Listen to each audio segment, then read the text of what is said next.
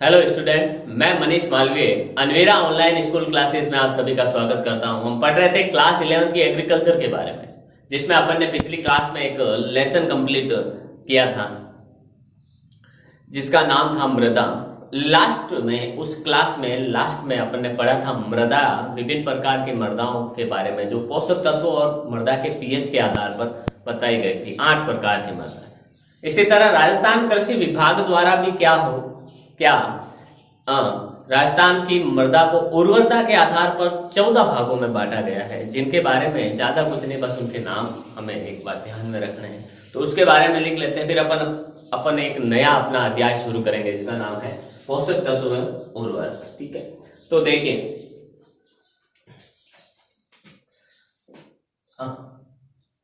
तो राजस्थान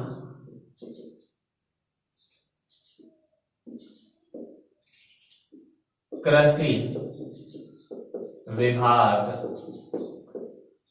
द्वारा उर्वरता के आधार पर राजस्थान की मृदा को निम्न भागों में बांटा है। अब वो कौन कौन से हैं देखिए। निम्न भागों में बांटा है। 14 प्रकार की मृदाओं के बारे में अपन नाम उनके जानेंगे। तो देखिए कौन सी है। पहली तो है रेतीली मृदा। पहली है हमारी रेतीली मृदा। दूसरी है रेतीली लेकिन चूना रहित मृदा।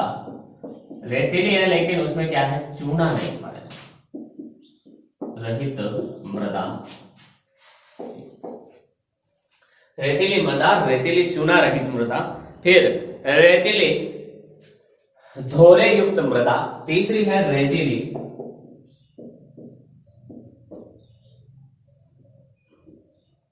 धोरे युक्त मृदा, जिसमें धोरे पाए जाते हैं अर्थात टीले पाए जाते हैं। फिर रेतीली जलोढ़ मृदा। चौथी है रेतीली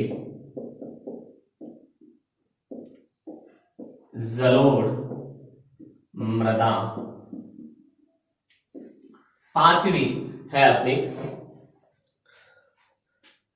सिरोजान मृदा। पांचवी है सिरोजोन मृदा। सिरोजोन मृदा। छठी है हमारी जिंक एवं चूना युक्त मृदा। जिंक, जस्ता और चूना युक्त मृदा। जिंक एवं चूना युक्त मृदा।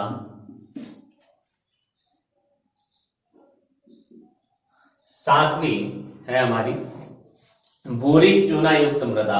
भूरी चूना युक्त मृदा। चूना युक्त मृदा, जो मृदा भूरी भी हो, चूना युक्त हो। आठवीं है मृदा हमारी लवणीय व क्षारीय मृदा। लवणीय व क्षारीय मृदा। नौवीं लवणीय भी व क्षारीय भी मृदा। ठीक है, फिर है नई जलोढ़ मृदा। नई जलोढ़ मृदा। ठीक है, 10वीं है हमारे नई जलोढ़ मृदा के बाद अगली 10वीं है दूसर भूरी जलोढ़ मृदा। दूसर, जो दूसर रंग की हो और भूरी हो, थोड़ा भूरापन लिए हुए जलोढ़ मृदा। ठीक है, 11वीं है हमारी पीली भूरी मृदा। 11वीं है हमारी पीली भूरी मृदा। 12वीं है हमारी लाल दोमट मृदा, बारहवीं है हमारी लाल दोमट मृदा। 13वीं है हमारी गहरी सामान्य काली मिट्टी, गहरी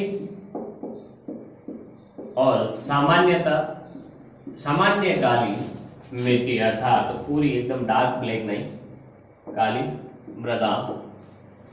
और 14वीं और लास्ट है हमारी पथरीली मिट्टी, 14वीं है हमारी पथरीली मृदा। ये 14 प्रकार की मृदा राजस्थान कृषि विभाग द्वारा राजस्थान में बताई गई है। किसके आधार पर? उर्वरता के आधार पर। उर्वरता के आधार पर राजस्थान कृषि विभाग द्वारा बताई गई है। तो एक बार इसका स्क्रीनशॉट ले लें आप, फिर अपन नया अध्याय अपना शुरू करते हैं जिसका नाम है पोषक तत्व एवं उर्वरक। देखिए क्या होता है पोषक तत्व एवं उर्वरक। हम अपना नया अध्याय शुरू करते हैं। पोषक तत्व एवं उर्वरक क्या होता है? देखिए जैसे हमारे भोजन है, भोजन के लिए जैसे हमारे भोजन में कार्बोहाइड्रेट, विटामिन, वसा ये सब चीजें होती हैं, वैसे पौधों के लिए पोषक तत्व और उर्वरक बहुत ही जरूरी होता है। जैसे अपन अगर कोई चीज की कमी हो जाए, वसा की कमी हो जाए, प्रोटीन की शरीर में कमी हो जाए, तो हमारे शरीर में कई सारे रोग दिखने शुरू हो जाते हैं। उन रोग तत्वों से, उन घटकों से संबंधित, कमी से संबंधित रोग हमारे शरीर में हो जाते हैं। वैसे ही क्या होता है, वैसे ही क्या होता है, वैसे ही पौधों के अंदर इन पोषक तत्वों की कमी से कई सारे रोग हो सकते हैं, लक्षण दिखाई देने लग जाते हैं। अब कई सारे पोषक तत्व है, जैसे 30 के लगभग, वैसे तो 80 के लगभग पोषक तत्व बताए गए हैं जो, लेकिन 30 में से भी मेन है 17 जो पोषक तत्वों की अपन चर्चा करेंगे यहाँ पे। वो पोषक तत्व पौधे के लिए किसी ना किसी रूप में बहुत ही आवश्यक होते हैं। उन पोषक तत्वों की कमी के लक्षण पौधे के अंदर साफ साफ दिखाई देने लग जाते हैं। अब उन पोषक तत्वों का कार्य क्या है, कमी से उनके पौधों पर क्या प्रभाव पड़ता है, क्या लक्षण दिखाई देते हैं, हानियां क्या है, लाभ क्या है, अधिकता, कमी क्या, किससे क्या हानि लाभ है, वो अपन पढ़ेंगे। ठीक है, तो शुरू करते हैं हमारा ये अध्याय पोषक तत्व एवं उर्वरक। देखिए अब पोषक तत्व क्या होते हैं? पहली बात तो पोषक तत्व वे हैं, अर्थात पौधे के लिए आवश्यक वे घटक जिनसे पौधे का वृद्धि एवं विकास निर्भर करता है। ठीक है, पौधे के लिए आवश्यक वे घटक जिन पर क्या करता है, पौधे का वृद्धि एवं विकास निर्भर करता है, उनको अपन पोषक तत्व कहते हैं। तो देखिए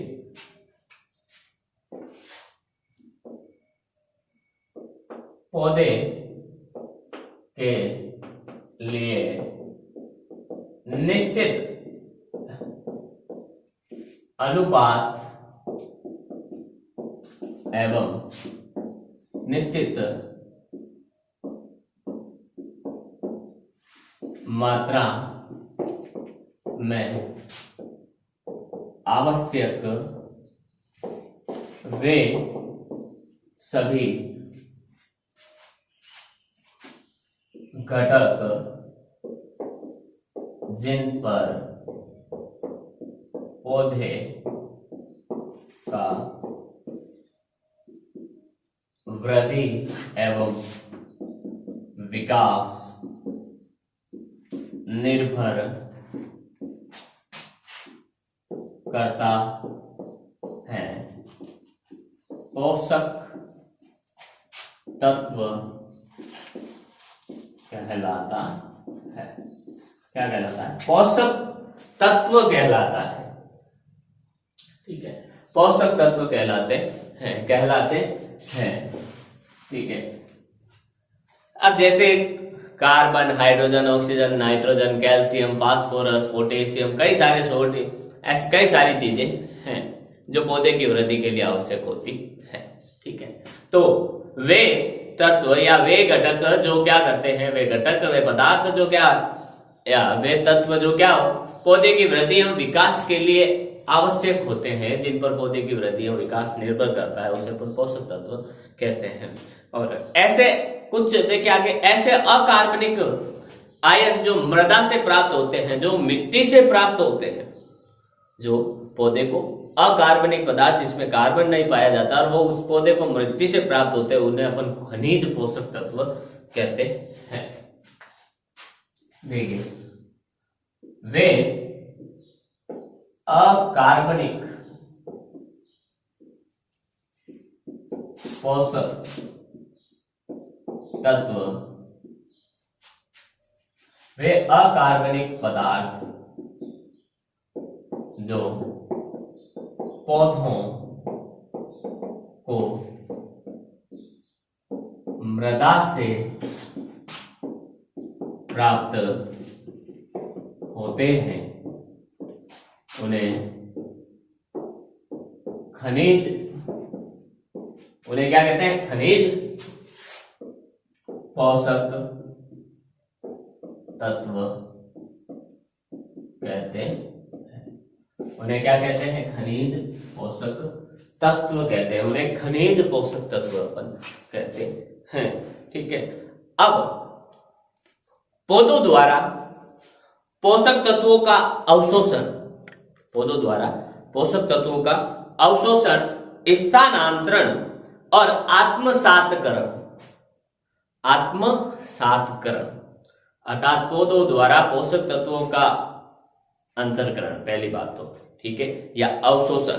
दूसरा, ग्रहण करने के बाद पौधे के अन्य भागों तक उसका स्थानांतरण और वहां पहुंचाने के बाद, अन्य भागों तक पहुंचाने के बाद उसको पाचन, उसका क्या करना, पाचन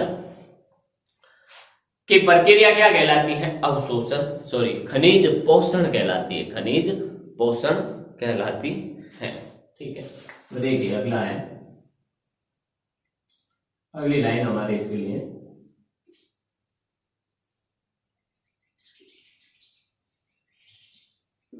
पौधों द्वारा पोषक तत्वों का अवशोषण, स्थानांतरण तथा पौधों द्वारा खनिज पोषक तत्वों का अवशोषण, स्थानांतरण तथा आत्मसातकरण,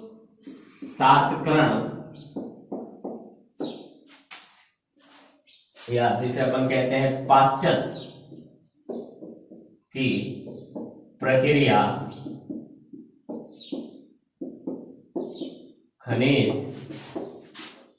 पोषण कहलाती है, खनिज पोषण कहलाती है, खनिज पोषण कहलाती है।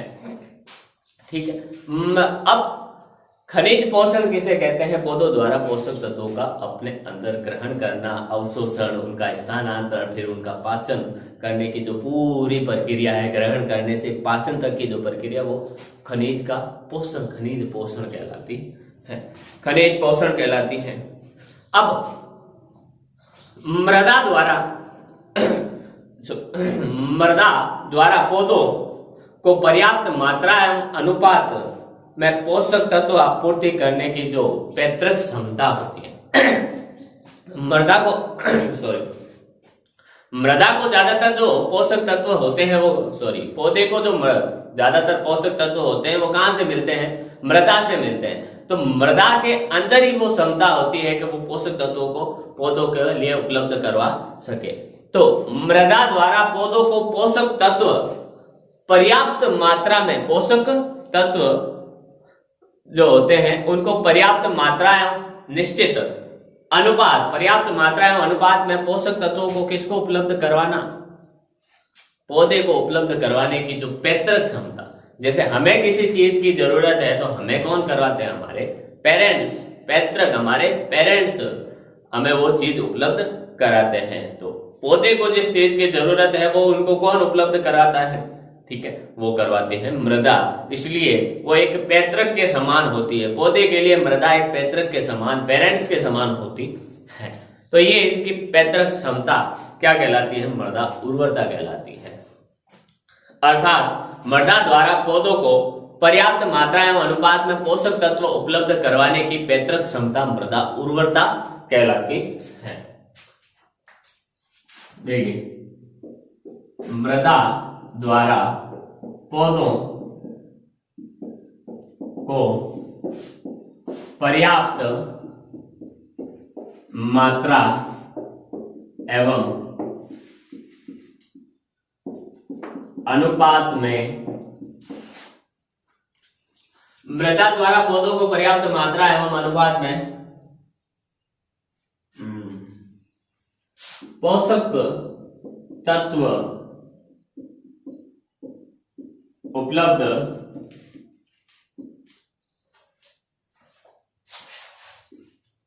करवाने की पैतृक क्षमता को मृदा उर्वरता कहलाती है। मृदा उर्वरता कहलाती है। मृदा उर्वरता कहलाती है। ठीक है, मृदा उर्वरता कहलाती है। आगे देखिए,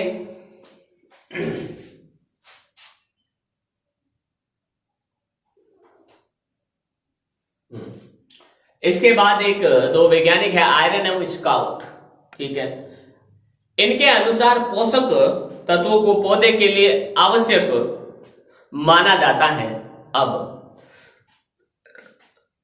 इनके अनुसार उन पोषक तत्वों को लिए पौधे के लिए आवश्यक माना जाएगा जिनमें कुछ गुण होंगे, कुछ में कुछ निश्चित गुण होंगे। जिन पोषक तत्वों में कुछ गुण होंगे, अब ऐसे तत्व तो पोषक, अगर अपन तत्वों की बात करें तो 118 है। 118 अभी तक ज्ञात पोषक तत्व हैं। ठीक है, लेकिन वो पौधे 18 में से पौधे के लिए 80 आवश्यक है, उनमें से भी मेन तो 17 है। ठीक है, तो पोषक तत्वों के अंदर वो कौन से गुण होने चाहिए जो क्या करें पौधे के लिए आवश्यक हो, जिससे वो पौधे के लिए आवश्यक तत्व के रूप में बदल जाए। ठीक है, या ऐसे कह सकते हैं पौधे के लिए आवश्यक पोषक तत्वों के गुण क्या क्या है, गुण क्या है। तो देखिए, उससे पहले आप इसका स्क्रीनशॉट ले।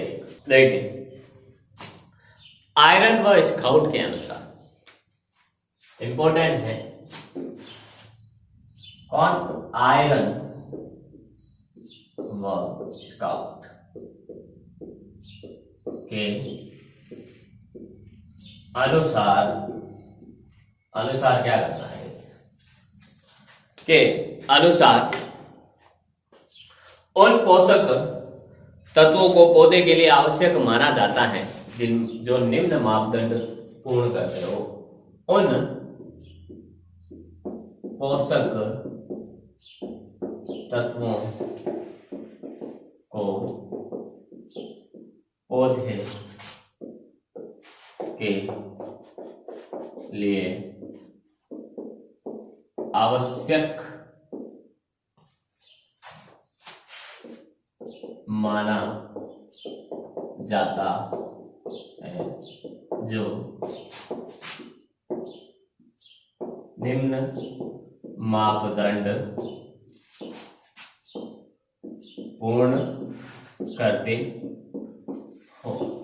अर्थात निम्न गुण हो। कौन कौन से? देखिए, पहला गुण, किसी तत्व की कमी के कारण क्या हो, किसी को अपन आवश्यक पोषक तत्व मान रहे हैं तो उस पोषक तत्व की कमी के कारण पौधे अपने जीवन चक्र की वानस्पतिक वृद्धि अथवा प्रजनन क्रिया में करने में पूर्ण नहीं कर सकते। ठीक है, अर्थात अगर अपन किसी पौधे के लिए कोई पोषक तत्व आवश्यक मान रहे हैं तो उसमें ये गुण होना चाहिए कि अगर उस पोषक तत्व की पौधे में कमी हो जाए तो उसकी या तो वानस्पतिक वृद्धि रुक जाए या फिर वो प्रजनन करने में प्रजनन क्रिया न कर पाए।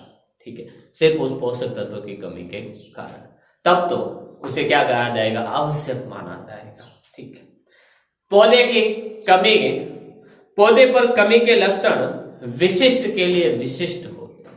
अब पोषक तत्व ऐसा आवश्यक माना जाएगा उसको जिसके कमी के लक्षण सिर्फ पौधे में जो लक्षण दिखाई देंगे उसके कमी के, वो किसी अन्य तत्व के कमी से दिखाई नहीं देंगे। ठीक है, फिर तत्व पौधे या पोषण या उपापचय क्रिया को प्रत्यक्ष तौर पर सम्मिलित होता है। वो पौधे की जो उपापचय क्रिया हो उसमें प्रत्यक्ष रूप से सम्मिलित हो, सामने से अगर उसके बिन वो अगर पौधे में ना हो तो पौधे की उपापचय क्रिया बाधित हो जाती है। देखिए अगला, तो पढ़ते हैं, किसी तत्व की कमी के कारण पौधा अपने जीवन चक्र की, किसी तत्व की कमी के कारण पौधा अपने जीवन चक्र की, पौधा अपने जीवन चक्र की वानस्पतिक वृद्धि की, वानस्पतिक वृद्धि अथवा प्रजनन क्रिया पूर्ण नहीं कर पाए, प्रजनन क्रिया पूर्ण नहीं कर पाए। ठीक है, दूसरा है, ठीक है, पौधे पर कमी के लक्षण तत्व विशेष के लिए विशिष्ट होते हैं। ठीक है, पौधे पर कमी के लक्षण तत्व विशेष के लिए विशिष्ट होते हैं, विशिष्ट होते हैं, विशिष्ट होते हैं। अगला तीसरा है, तत्व पौधे के पोषण या उपापचय क्रियाओं में प्रत्यक्ष तौर पर सम्मिलित होता हो। ठीक है, वह तत्व पौधे के पोषण या उपापचय क्रिया में प्रत्यक्ष तौर पर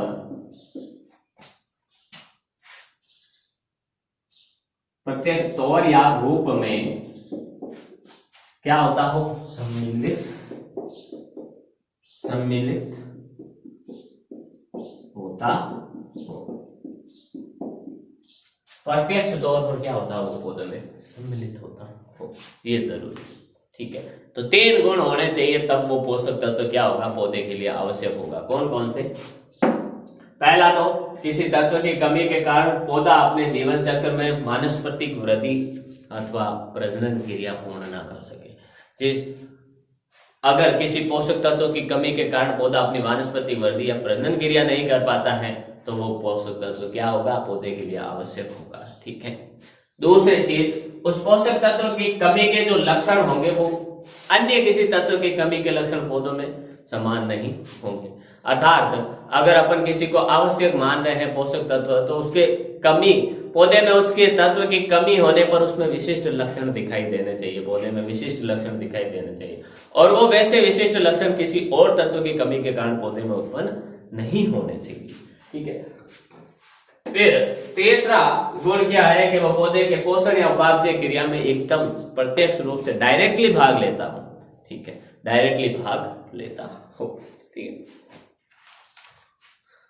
फिर आगे अपन पढ़ते हैं पोषक तत्व और उनका अवशोषित रूप, अर्थात जो पोषक तत्व कौन कौन से हैं, जो 14 कौन कौन से पोषक तत्व हैं, ठीक है, और उनका अवशोषित रूप, वो पौधे द्वारा वो किस रूप में अवशोषित किए जाते हैं, ठीक है। पहले इसका स्क्रीनशॉट लें आप, बहुत इंपॉर्टेंट है जो अब बताऊंगा, क्योंकि जो आगे रिएक्शन अगर अपन कभी काम में लेंगे इसमें, ठीक है, अगर रिएक्शन का काम पर गया हमें तो हमें उसी, ये अब सवाल छोटा सा इसमें से पूछा जा सकता है कि पौधे फलाने पोषक तत्व को या जैसे पोटेशियम को किस रूप में ग्रहण करते हैं, तो वो पोटेशियम के रूप में ग्रहण नहीं करते, वो K+ के रूप में, K2+ के रूप में, K++ के ट्रिपल+ के रूप में ग्रहण करते हैं, ठीक है। तो पोषक तत्व एवं उनका अवशोषित रूप। अगला है हमारा पोषक तत्व एवं उनका अवशोषित रूप, ठीक है। देखिए खनिज, पोषक तत्व और उनका अवशोषित रूप में देखिए खनिज तत्व, अब तत्व का नाम इधर अपन लिखेंगे, ठीक है। फिर उनका आयनिक रूप, आयनिक रूप में वो किस प्रकार से ग्रहण किए जाते हैं, और गैर आयनिक रूप और गैर आयनिक रूप, इसके बारे में चर्चा करेंगे। देखिए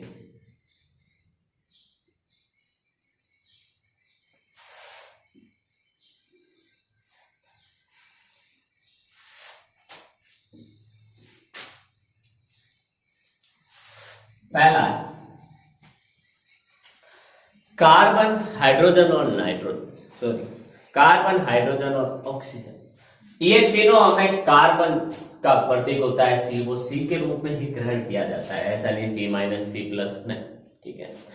हाइड्रोजन है वो H के रूप में ग्रहण किया जाता है, H+H2 या इसके रूप में, और जो ऑक्सीजन होती है वो ऑक्सीजन O के रूप में ग्रहण की जाती है, ठीक है। तो इनका कोई आयनिक या गैर आयनिक रूप नहीं है, और ये हमें वातावरण से डायरेक्टली प्राप्त हो जाती है, ठीक है। तो देखिए पहला कार्बन, पहला है कार्बन, ठीक है। दूसरा है हाइड्रोजन, तीसरा ऑक्सीजन, ठीक है। देख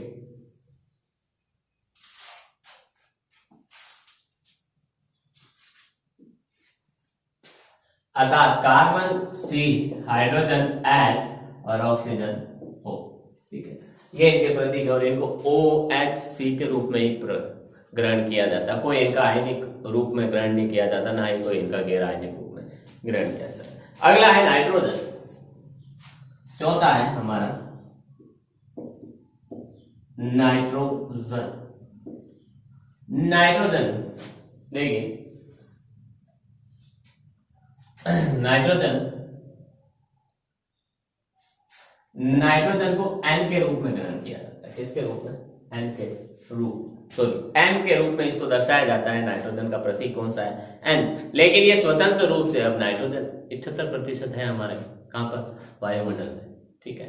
लेकिन उस वायुमंडल, और नाइट्रोजन बहुत उपयोगी भी है, नाइट्रोजन सबसे ज्यादा उपयोगी या आवश्यक तत्व कह सकते हैं पौधे के लिए, ठीक है। लेकिन नाइट्रोजन इतनी ज्यादा 78% हमारे वायुमंडल में होने के बाद भी वो पौधे को प्राप्त नहीं होती, वो पौधे के लिए अनुपयोगी है, कोई काम के लिए, क्योंकि पौधे के अंदर ये क्षमता ही नहीं होती है कि वो डायरेक्ट वायुमंडल से क्या कर ले, N को N के रूप में ही ग्रहण कर ले, नहीं।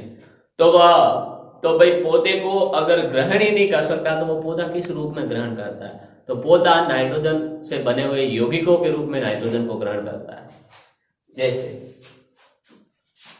जैसे देखिए NH4+ आयनिक रूप, ठीक है। ये है अमोनिया, ये है अमोनियम, ठीक है। अमोनियम के रूप में पौधा नाइट्रोजन N को ग्रहण करता है, ठीक है। अगला है नाइट्रेट NO3-, ठीक है। इस नाइट्रेट के रूप में पौधा नाइट्रोजन को ग्रहण करता है। फिर गैर आयनिक रूप में CONH2 होल ट्वाइस, ठीक है। इस रूप में ये क्या है, ये एमाइड है, ये क्या है, एमाइड है।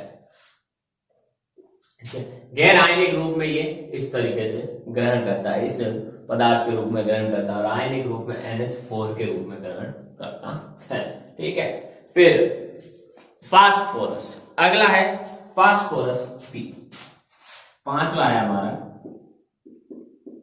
Phosphorus P। फास्फोरस P क्या है, ठीक है। ये पौधे को कैसे प्राप्त होती है, किन रूप में प्राप्त होती है, तो ये पौधे को H3PO4, ठीक है, H2PO4 माइनस HPO4 -2, HPO4 -2 और HPO4 -3 के रूप में, HPO4 -3 के रूप में ये पौधों द्वारा ग्रहण की जाती है, ठीक है। फिर अगला है हमारा छठा, वो है पोटेशियम। पोटेशियम का प्रतीक होता है K, और ये आयनिक रूप से पौधे को K+ के रूप में प्राप्त होती है, अर्थात K+ के रूप में इसमें से एक इलेक्ट्रॉन निकलता है, और ये पोटेशियम में से एक इलेक्ट्रॉन निकलता है और क्या बनता है, K+ बनता है, और पौधे को ये K+ के रूप में प्राप्त होता है, ठीक है। कैल्शियम, सातवां है कैल्शियम। कैल्शियम पौधे को Ca2+ के रूप में प्राप्त होता है, या +2 के रूप में, या ++ के रूप में प्राप्त होता है। मैग्नीशियम, आठवां है मैग्नीशियम।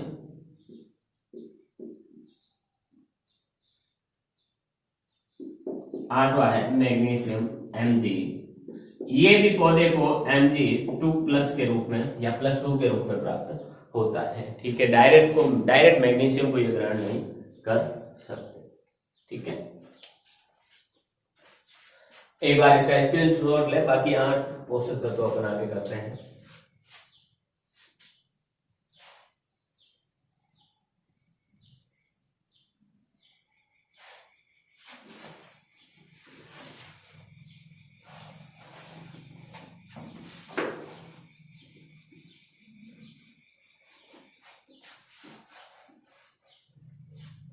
नौवा पोषक तत्व है हमारा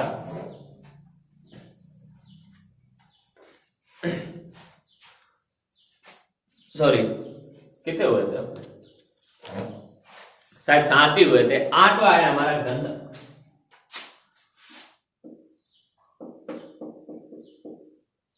आठवां है हमारा गंधक सल्फर। गंधक को अपन नॉर्मल भाषा में रासायनिक भाषा में सल्फर कहा जाता है। सल्फर को अपन SO4-2 सल्फेट के रूप में ग्रहण करते हैं, SO4-2 अर्थात सल्फेट के रूप में। आयनिक रूप में तो उसको सल्फेट के रूप में ग्रहण करते हैं, जबकि गैर आयनिक रूप में अपन इसको SO2 के रूप में, SO2 के रूप में, ठीक है, सल्फर डाइऑक्साइड के रूप में किसके द्वारा, पौधे की पत्तियों द्वारा ग्रहण किया जाता है।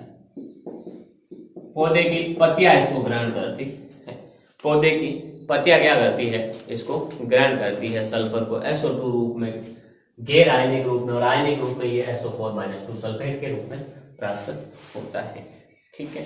फिर है लोहा या फेरस Fe। लोहा या Fe फेरस, ठीक है। फिर इसको पौधा किस रूप में ग्रहण करता है, इसको पौधा Fe2+ के रूप में, अर्थात फेरस और या Fe3+ के रूप में, जिसे फेरिक कहते हैं। ठीक है, Fe2+ के रूप में ग्रहण करता है। इस Fe2+ को अपन नॉर्मल भाषा में फेरस कहते हैं, जबकि Fe3+ को अपन नॉर्मल भाषा में फेरिक कहते हैं। इस रूप में ये ग्रहण किया जाता है। इसका गैर आयनिक रूप में कैसे ग्रहण किया जाता है? EDTA, इथाइल डाई EDTA एक पदार्थ होता है, उसमें ये पाया जाता है FeSO4 के रूप में। Fe किसमें पाया जाता है? FeSO4 के रूप में। तो ये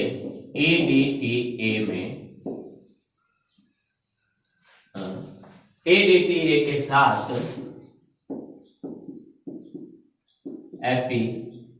FeSO4 इस रूप में, गैर आयनिक रूप में ये प्राप्त होता है। अगला 10वां है हमारा मैग्नीज। 10वां है हमारा मैग्नीज, जिसका Mn के रूप में ये ग्रहण किया जाता है। तो इसका प्रतीक है Mn, और Mn किस रूप में ग्रहण किया जाता है? आयनिक रूप में। तो ये Mn2+ के रूप में ग्रहण किया जाता है। 2+ के रूप में ग्रहण किया जाता है, और गैर आयनिक के रूप में ये EDTA के साथ MnSO4 के रूप में ग्रहण किया जाता है। EDTA के साथ MnSO4 के रूप में ये ग्रहण किया जाता है। MnSO4 के रूप में ये ग्रहण किया जाता है। 11वां है हमारा तांबा, कॉपर। तांबा हिंदी वर्ड है, Cu से दर्शाते हैं, कॉपर कहते हैं। ठीक है, ठीक है, इसको भी Cu2+ के रूप में, आयनिक रूप में ग्रहण किया जाता है, और EDTA के साथ इसको CuSO4 के रूप में ग्रहण किया जाता है। EDTA के साथ इसको FeSO4 के रूप में ग्रहण किया जाता है। आया है हमारा 12वां क्या है? जस्ता या जिंक। जस्ता या जिंक, इसको भी अपन Zn2+ के रूप में ही ग्रहण करते हैं, और ये भी EDTA के साथ किस रूप? TA के साथ, यह भी के किसका? ZnSO4 के रूप में ग्रहण किया जाता है, गैर आयनिक रूप से। 13वां है हमारा, 13वां है बोरॉन बी। ठीक है, बोरॉन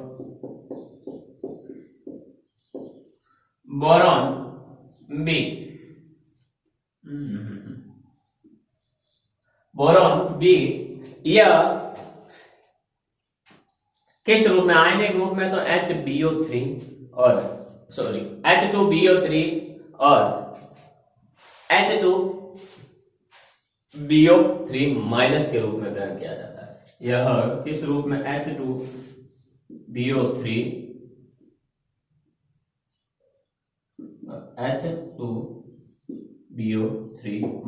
के रूप में ग्रहण किया जाता है। माइनस के रूप में यह ग्रहण किया जाता है। 14वां है मोलिब्डेनम। चौथे तत्व का नाम है मोलिब्डेनम।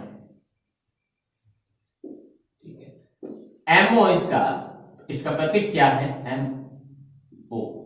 ठीक है, MO। ठीक है, ये किस रूप में? मोलिब्डेनम ऑक्साइड MoO4-2 के रूप में यह ग्रहण किया जाता है। -2 के रूप में ये पौधों द्वारा ग्रहण किया जाता है। 15वां है हमारा क्लोरीन। 15वां कौन सा है? क्लोरीन। क्लोरीन को प्रतीक है Cl, और पौधे इसको Cl- के रूप में ग्रहण करते हैं। Cl- के रूप में ग्रहण करते हैं। 16वां है निकल। 16वां कौन सा है? निकल Ni। 16वां है हमारा निकल Ni। ठीक है, ये इसको पौधे Ni निकल 2+ के रूप में ग्रहण करते हैं। इसको पौधे किस रूप में ग्रहण करते हैं? निकल 2+ के रूप में। Na2+ के रूप में इसको पौधे ग्रहण करते हैं। तो ये पोषक तत्व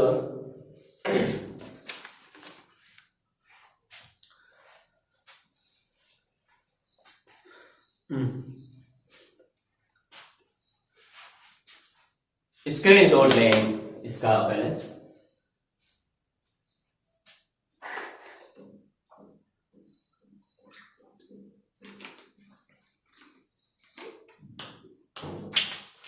तो ये 16 लगभग अपन ने पोषक तत्व पढ़े हैं जो पौधे के लिए आवश्यक है, और पौधे उनको किस रूप में ग्रहण करते हैं। छोटा सवाल पूछ लिया जाए कि भाई बोरॉन को पौधे किस रूप में ग्रहण करते हैं, तो H3PO3 H2PO3- इस रूप में ग्रहण करते हैं। ठीक है, पौधा अगर पूछ ले कि जिंक को अर्थात जस्ते को पौधे किस रूप में ग्रहण करते हैं, Zn2+ के रूप में ग्रहण करते हैं। ठीक है, कौन से पदार्थ के साथ लोहा आयरन, ठीक है, लोहा ग्रहण किया जाता है, हमें किस पदार्थ में, EgTl हमें मिल जाता है। तो इस प्रकार से इसी तरह क्या होता है, पौधे के बारे में अपन ने पढ़ा जिसमें खनिज तत्व आज अपन ने पढ़े। ठीक है, उम्मीद करता हूं आज मैंने जो भी पढ़ा है वो आपको समझ में आया होगा। आने वाली क्लास में अपन इस अध्याय को कंटिन्यू करेंगे। मिलते हैं अगली क्लास में, तब तक के लिए all the best, thank you. घर में रहिए, सेफ रहिए, सुरक्षित रहिए। मिलते हैं अच्छे से अगली क्लास में। Thank you.